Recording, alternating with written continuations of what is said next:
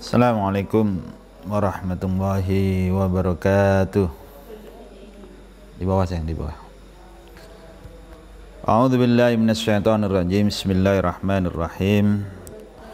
Alhamdulillahi rabbil alamin. Wa bihi nasta'inu ala umuri dunya waddin. Salatu wassalamu ala asrafil anbiya'i wal mursalin sayyidina wa maulana Muhammadin wa ala alihi wa sahbihi ajma'in. Amma ba'du. Bismillahirrahmanirrahim.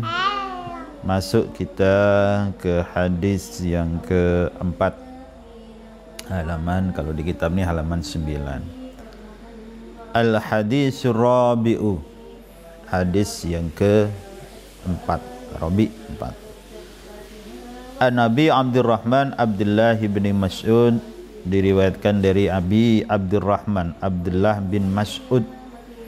Abi Abdurrahman, bapaknya Abdurrahman, Abdullah nama aslinya, bin Mas'ud, ya, anaknya atau putranya dari Mas'ud. Sayang dulu. Radhiyallahu anhu qala. Radhiya, semoga meridai sapa Allah anhu, dari Abi Mas'ud, qala, berkata sapa Abdullah bin Mas'ud, haddatsana Rasulullah sallallahu alaihi wasallam. Haddasa menceritakan akan kami sapa Rasulullah sallallahu alaihi wasallam, utusannya Allah sallallahu alaihi wasallam. Wa bermula Rasul itu as-sadiqul masduq, ya, as-sadiqul yang benar, ya, sadiq di isim fa'il, yang benar, al-masduqu yang dibenarkan.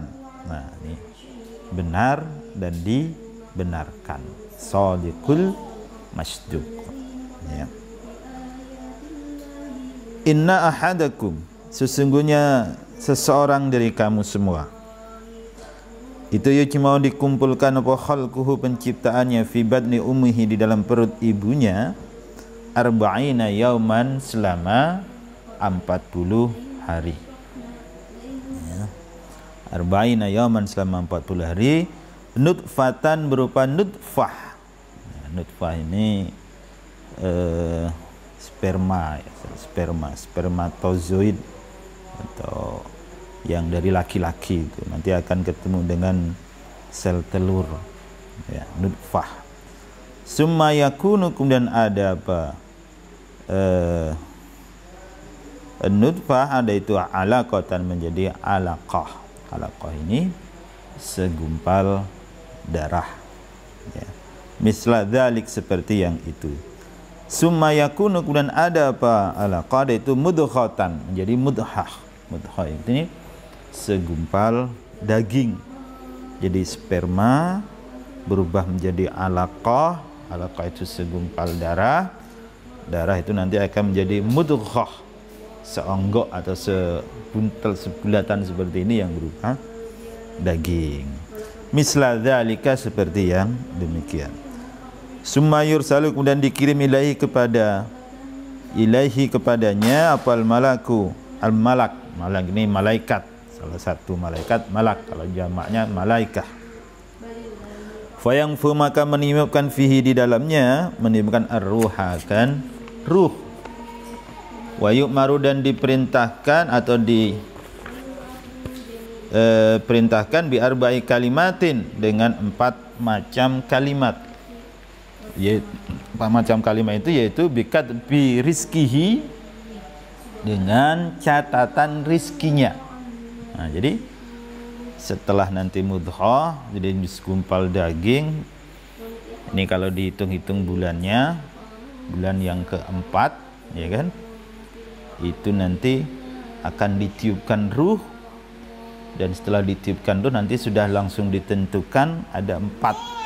Yang pertama bikat bi rizkihi, yaitu dengan catatan rizkinya, wa ajalihi, dan ajalnya, wa amalihi, dan amalnya, wa sakiyun, nah ini, dan bahagia, dan sengsara, au sa'idun, atau bahagia. Fawangwai, maka demi Allah, alladzi la ilaha, yang tidak ada Tuhan khairuhu, selain Allah, Inna ahadukum sungguhnya salah satunya kamu la ya'malu pasti melakukan bi'amali ahlil jannati dengan amalnya ahli surga hatta ma yakunu sehingga tidak ada bainahu di antaranya wa bainaha dan di antara jannah. Ini bainahu di antara ahad wa bainaha dan di antara jannah illa dhiraun kecuali satu dhira itu ya kira-kira satu depa lah, satu hasta. Kalau bahasa sederhananya tinggal selangkah lagi mau masuk surga. Fayasbiku maka mendahului alaihi atasnya apal kitab catatan, fayamalu maka melakukan bi amali ahli nari dengan amalnya ahli neraka. Sudah mau masuk surga, tiba-tiba datang catatan orang tersebut. Catatan itu menunjukkan bahwa amal yang paling banyak dia lakukan adalah amalnya ahli neraka. Artinya banyak dosa-dosa yang dia lakukan. Fayadkhuluha maka masuk siapa akan annar. Wa inna ahadakum dan sungguh salah satunya kamu la ya'malu pasti beramal bi amali ahli nari dengan amalnya ahli neraka hatta ma yakunu sehingga tidak ada bainahu tidak ada itu bainahu di antara ahad wa bainaha dan di antara nar illa dhiraun kecuali apa dhiraun satu hasta satu jangkah satu langkah lagi. Fayasbiku maka mendahului alaihi atasnya apal kitab catatan, fayamalu maka beramal bi amali ahli jannati dengan amalnya ahli surga, fayadkhuluha maka masuk siapa ahad akan jannah. Rawahul Bukhari wa Muslim. Ini menulis hadis ini menceritakan tentang proses penciptaan manusia. Jadi sebelum ada ilmu kedokteran yang seperti yang kita kenal sekarang, sebelum ada penelitian yang lanjut mengenai proses-proses terjadinya manusia atau proses perkembangan manusia di dalam rahim, 1500 tahun yang lalu, kurang lebih 15 abad yang lalu, Rasulullah sudah bisa menggambarkan dengan terperinci bahwa manusia itu berasal dari sel sperma. Kalau ada kata-kata yang mengatakan manusia tercipta dari tanah, yang tercipta dari tanah itu min sulalatin min tin, itu Nabi Adam.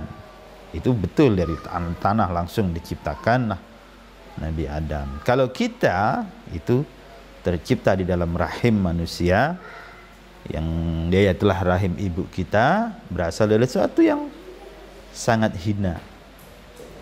Dikatakan sangat hina ya karena kita sendiri kalau melihatnya jijik ya. Siapa yang tidak jijik melihat itu? Semua orang pasti jijik secara normal, secara umum jijik melihatnya. Ya kan? Dan itulah, kalau kita ingat bahwa kita berasal dari situ, maka sungguh kita tidak akan berani sombong. Karena kita tercipta dari satu hal yang menjijikkan. Jangankan untuk dibeli, dikasih aja tidak mau kita. Kita melihat saja bisa muntah kita. Kan begitu. Ya, apalagi yang bukan punya kita, lalu punya sendirian, entahlah. Begitu. Kita tercipta dari itu. Bertemulah sel sperma itu di dalam sel telur. Dengan sel telur. Kemudian terjadilah pembuahan di sana, di dalam kantung yang luar biasa yang namanya rahim. Nah, proses dalam 40 hari jadilah yang itu tadi menjadi alaqah. Alaqah itu segumpal darah dalam 40 hari. Jadi bulatan darah itu.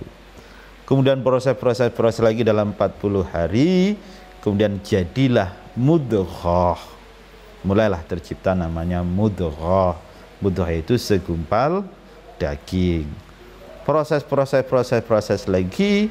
Nah, pada bulan yang keempat, ya, bulan yang keempat, karena tadi 40 kali 3 kan berarti 120 hari.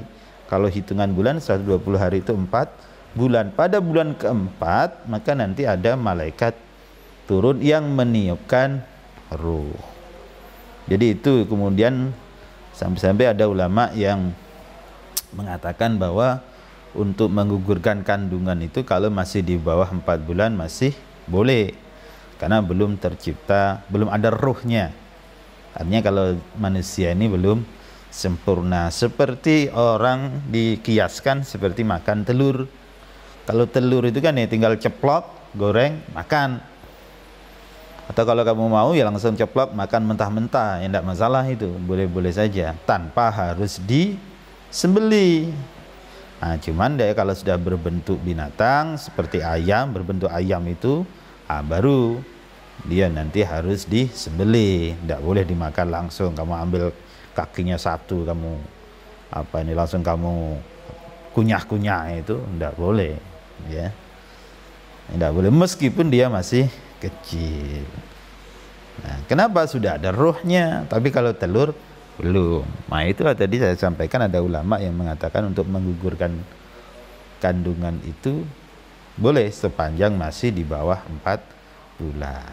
Meskipun jumhur ulama, mayoritas ulama melarang itu, tidak boleh menggugurkan kandungan berapapun umurnya, sudah ada ruhnya ataukah belum, tetap hukumnya tidak boleh, kecuali dengan alasan-alasan yang dibenarkan secara medis.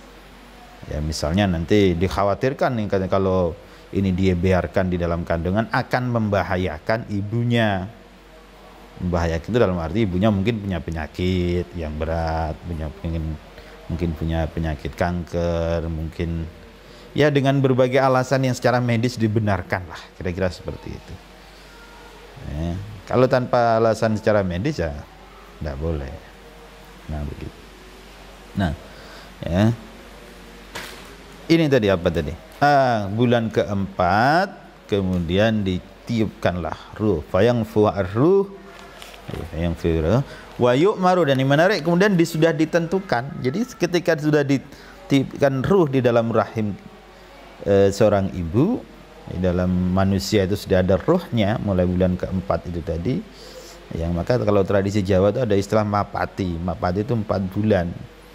Ya, 4 bulan kumpul, ngundang-undang tetangga, kemudian baca-baca surah-surah dalam Al-Quran yang umum dibaca, surah Yusuf, surah Maryam, ya kan? Ya, apakah nanti kalau dibaca itu anaknya kalau laki-laki ganteng, kalau perempuan cantik? Enggak juga, ya tergantung dari bibitnya juga. Bapaknya hitam, bapaknya hitam, kok pengen anaknya putih ganteng seperti Nabi Yusuf, kan yang enggak mungkin. Tapi setidaknya dengan dibaca-bacakan Al-Quran seperti itu, insya Allah anaknya kalau lahir minimal bisa meniru, atau keimanannya dalam arti ibadahnya, keimanannya bisa seperti Nabi Yusuf. Kalau dia perempuan bisa seperti Maryam.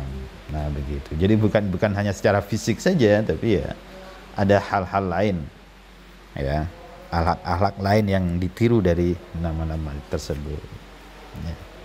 Nah, begitu. Nah, dituliskan baginya 4 tanda, 4 kalimat. Pertama apa? Catatan rizkinya. Jadi manusia itu nanti sudah ditentukan catatan rizkinya. Kemudian wa ajalihi, ajalnya, kapan dia meninggal, ya, kapan dia meninggal. Kemudian amalihi, amalnya, ya, dia nanti amalnya seperti apa, dia melakukan amal ahli surga atau amal ahli neraka, sudah ditentukan. Wasakiyun, itu dia nanti hidup di dunia ini menderita atau sengsara. Sengsara atau sama aja, ya, menderita atau bahagia.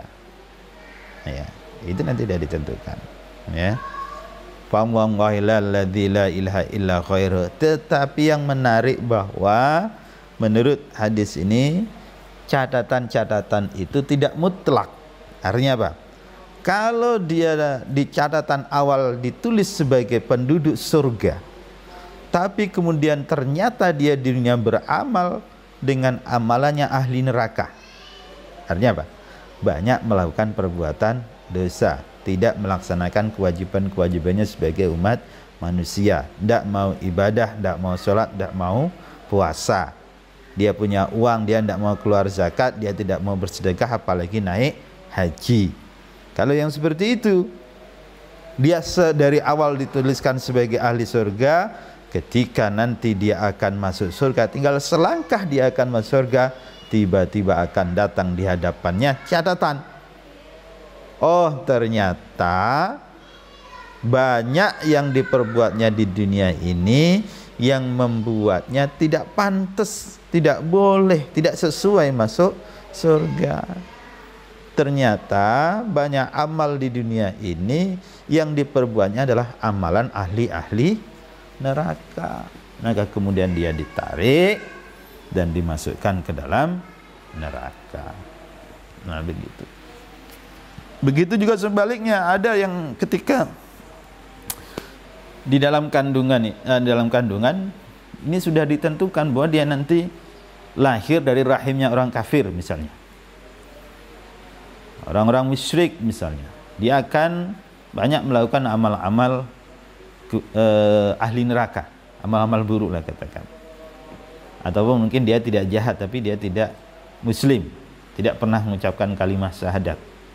Ya, lahir dari rahim seorang Nasrani. Nah, kita ini yang lahir dari rahim seorang muslimah atau ibu kita ini yang muslimah, ini orang-orang yang sangat beruntung. Karena ketika lahir ya sudah Allah ditentukan menjadi orang yang baik. Buktinya apa? Kita lahir dari rahim seorang ibu yang beragama Islam. Tapi banyak juga yang lahir dari rahim seorang ibu yang non muslim. Entah agamanya apa ya, macam-macam lah. Banyak agama di dunia. Ya kan? Tapi dilalah itu, ternyata kemudian dia lahir di dunia ini, dia banyak melakukan amalan-amalan ahli surga, dia kemudian masuk Islam. Ya, masuk Islam. Sehingga kemudian di akhir-akhir nanti dia sudah ada di dekat neraka, di depan pintu neraka. Selangkah lagi akan masuk neraka. Tiba-tiba datang kepadanya catatan-catatan yang membuatnya tidak layak, tidak pantas, tidak sesuai kalau masuk ke neraka. Maka orang ini ditarik kemudian dimasukkanlah ke dalam surga. Begitu banyak contoh-contoh ya yang terjadi di sekitar kita. Ada mantan-mantan preman, ada di Indonesia ada namanya Anton Medan, raja perampok, raja preman, itu luar biasa itu. Tapi ketika akhir hayatnya dia sadar, bertaubat dan menjadi seorang pendakwah yang luar biasa. Ada Ustadz Yahya Waloni barangkali yang saya pernah ketemu itu juga ya, dulunya lahir deh non muslim, Kristen, bahkan pernah ikut sekolah di Kristen, tapi kemudian masuk Islam, banyak beramal dengan amalan ahli surga. Meskipun ada juga yang kebalikannya, ada orang muslim yang masuk, yang kafir, yang murtad. Ada namanya seorang Saifuddin Ibrahim, malah dulu seorang ustadz, ngajar ngaji di pesantren di Az-Zaitun di Indramayu. Udah ngajar di sana, mungkin bisa dicari di Google Saifuddin Ibrahim ini. Tapi kemudian ya naudzubillah, sampai kemudian dia tiba-tiba mendeklarasikan dirinya sebagai orang Kristen dan kemudian banyak menyerang ajaran-ajaran Islam. Ini kan tidak tahu kita. Maka kita sebagai orang ini jangan pernah merasa nyaman, aman, tenang dengan keislaman kita, karena itu tadi banyak orang-orang soleh, orang alim yang kemudian di akhir hayatnya menjadi banyak melakukan kesalahan-kesalahan, meninggal dalam keadaan suul khotimah. Ada Barseso, itu ada kisah-kisah seperti itu juga ya. Dan ada ya mungkin di sekitar kita ini yang nampaknya baik, tapi ketika meninggal Allah tunjukkan kuasanya yang menunjukkan bahwa orang-orang meninggal dalam su'ul khatimah. Naudzubillah min dzalik. Ya, kita harus terus berusaha untuk meningkatkan keimanan kita, keislaman kita. Jangan sampai goyah sedikit pun dengan segala macam kondisi. Ya.